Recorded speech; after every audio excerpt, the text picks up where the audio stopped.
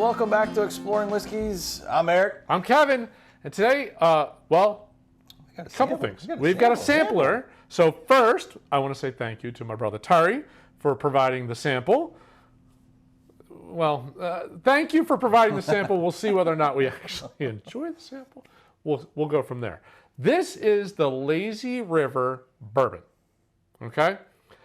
Sounds like this would be served at a water park. If you look it up, it doesn't exist. We've had a few. We've had a few other ones like that. You can't find pretty much anything about this.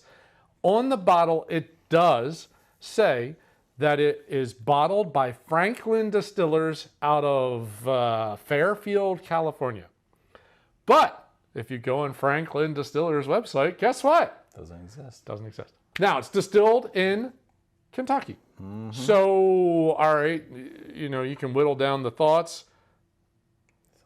It is light.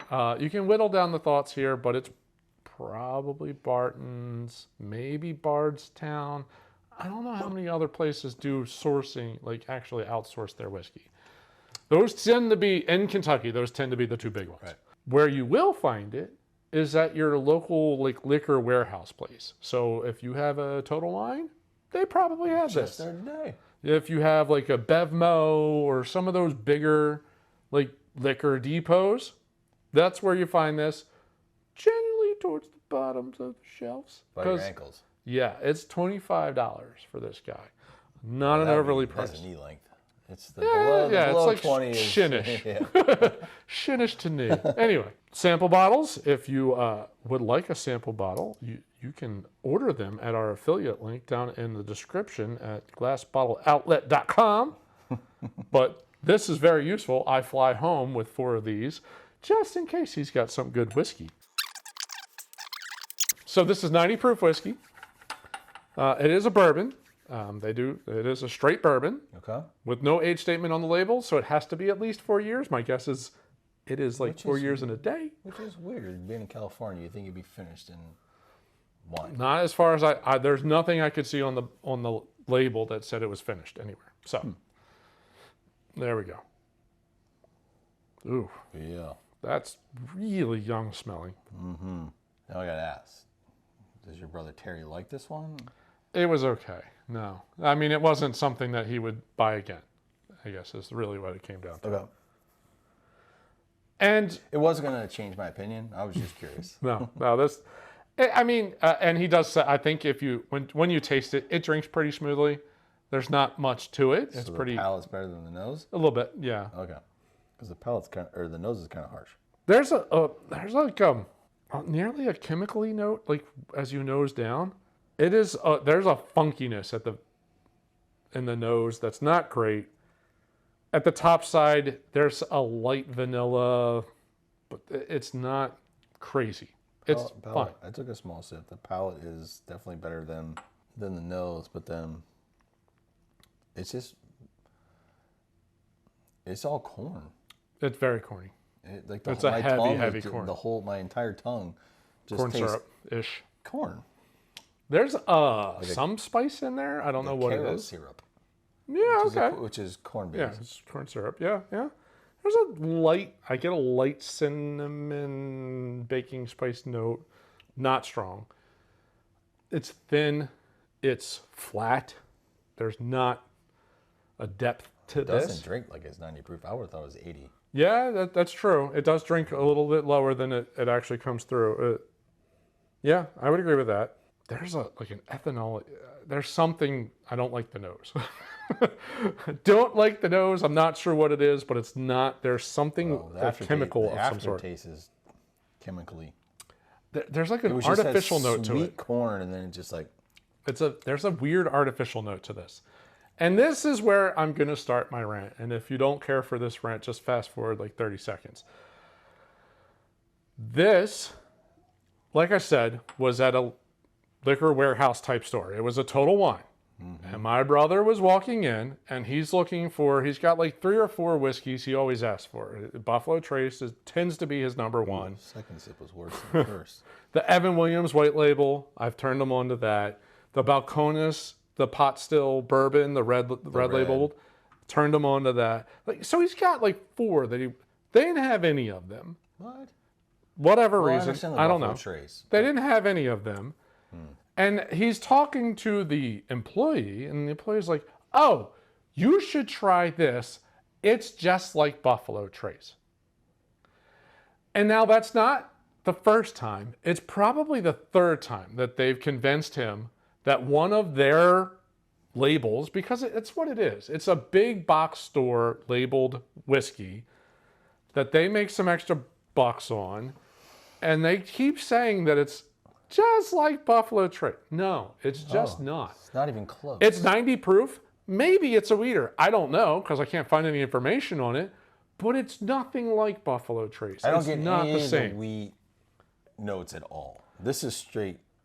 It's young corn is what it tastes like versus a Buffalo Trace is 8-ish years. I enjoy the mellow corn. Yeah. This is a much cheaper version. Yes. Of mellow corn. Yeah, that's a good description of it. But the Chestnut Farms bottle, he got bamboozled into a bottle of that, the regular bottle of that, because they said it's just like Buffalo Trace. Well, it's made, that one is definitely Barton's. We figured that one out, which is owned by Sazerac, which owns Buffalo Trace, but it's not the same stuff. Why they continue, other than people know what Buffalo Trace is and they might be looking for it, why would you just lie and say, it's just like Buffalo Trace? Well, those guys need to do their homework and find something that's somewhat... actually like Buffalo Trace. Well, you're not going to get the exact, but something that's but in the ballpark. Yeah. It's not even the ballpark on color. No. Soup, way too light. Way too light. Again, Buffalo Trace, middle of the rick house, 6 to 8 years, closer to the 8 side, is generally what Buffalo Trace is. That is not what this is. I'm going to guess that this is between 2 and 4 years. There's no age statement on the label. It legally should have to be 4 years. Oh, well. Are they following it? I don't know how well that's enforced at this point because there's so many new things coming out. I don't know how you enforce all that. There's just a weird there's a weird note on this. I'm going to say it's going to get sweeter. And it's not going to drink as hot. Not that it's hot to begin with, but I think it's going to... There was a little... I mean, there's I wouldn't say it's hot, but there was a baking note in there that was apparent, but sweeter? The nose doesn't change much for me. No, it still has that... medicinal... There's a weird chemical-y note. Yeah. Like aerosol note. Like the end of a... It's not spray paint. It's not that bad. But the Creed. But more like hairspray. A little bit of a hairspray note. I see where you're going. Like the propellant stuff. That's okay. It's not. No. No. Oh. The initial palate is not bad. I get a sweet note. There is a char wood note. The only thing this one's good for is mixing with Coca-Cola. Just totally bury it. Yep. The end is not and it good. won't probably bury it. That chemically note probably will still come out as a mixer. So the end, the finish is just as bad as the nose. The initial palate to me, I get more of that sweeter corn and a little bit of a wood note. But the beginning, the nose part and the finish has a weird chemical-y note.